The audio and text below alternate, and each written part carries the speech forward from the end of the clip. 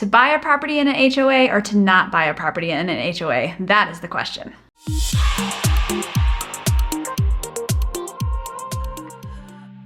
It's actually becoming harder and harder to find a property that isn't in an HOA. Here in Crested Butte, obviously homes in downtown Crested Butte do not belong in an HOA, but there are governmental rules and regulations that can affect you. So there are a lot of pros to living in an HOA. So let's talk about single-family home neighborhoods. There you're going to see some benefits with mostly the architectural control and design guidelines that they have in those HOAs. And that's why these neighborhoods are so beautiful and so uniform, is because the HOA requires the exterior building to look the same, landscaping requirements and things like that. Other benefits include snow removal of the main roads, so it's easy access, and oftentimes those HOAs will have a water and sewer service.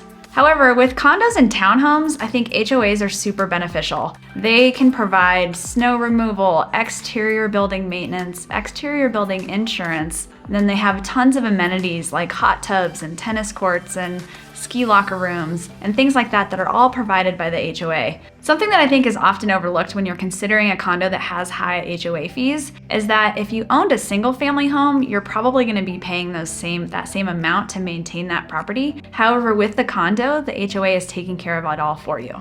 So now let's talk about a couple possible negatives about owning in an HOA. One of them is that they all have covenants, and those covenants are rules and regulations on what you can and can't do with your property. Sometimes the rules get a little strict. What can you park in your driveway? What color can you paint your house? How late can you stay in the hot tub? Things like that affect how you can use the property can tend to be a little bit of a negative. Another negative is in these big condo complexes, whenever there's a large repair that's needed, let's say a new roof, new windows and doors, new decks, new paint, oftentimes an assessment is required and you're gonna have to have another upfront cost.